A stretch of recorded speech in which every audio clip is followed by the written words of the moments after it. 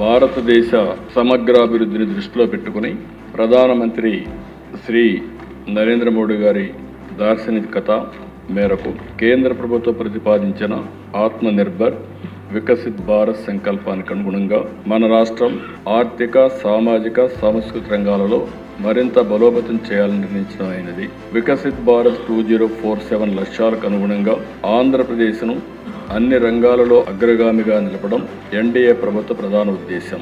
2047 నాటికి భారత్ను ప్రపంచంలోని అగ్రగామి ఆర్థిక వ్యవస్థగా నిలబెట్టి రాష్ట్రాన్ని 308 లక్షల కోట్ల రూపాయల ఆర్థిక వ్యవస్థగా మార్చాలనే లక్ష్యాన్ని ప్రభుత్వం నిర్దేశించుకుంది. స్థానిక పరిశ్రమల అభివృద్ధి, తలసరి ఆదాయం పెంపు, ఏటా 15% స్థిరమైన వృద్ధి రేటు నమోదు చేయాలనే ఘనమైన లక్ష్యాల సాధనకు ఈ ప్రభుత్వం కట్టుబడి పనిచేస్తుంది. కేంద్ర రాష్ట్ర ప్రభుత్వాల లక్ష్యాలను సాధించేలా ఈ సభ మద్దతు కోరుతూ వికసిత్ భారత్ స్వర్ణాంధ్రప్రదేశ్ 2047 సంకల్ప ప్రతిజ్ఞ చేయాల్సిన సమయం ఇది. ప్రధానమంత్రి నరేంద్ర మోడీ గారు సూచించిన విధంగా 2 దశలలో రాష్ట్రాన్ని ఒక తయారీ కేంద్రంగా అభివృద్ధి చేయాలని నిర్ణయించడమైనది. అదే vocal for local, local to global.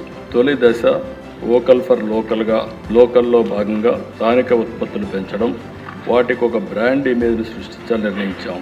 రెండో దశ లోకల్ టు గ్లోబల్. దీని ప్రకారం ప్రపంచ స్థాయి నాణ్యతతో తయారైన ఉత్పత్తులతో అంతర్జాతీయ మార్కెట్లో మన స్థానిక ఉత్పత్తులు పోటీ పడేలా చేయడం. ప్రతి ఇంటింటా స్వదేశీ సిద్ధాంతాలు ప్రాధాన్యతిస్తూ స్థానిక ఉత్పత్తుల్ని వినియోగించాలని ఈ సభలోని సభ్యులందరూ ఏకగ్రీవంగా తీర్మానించడమైనది.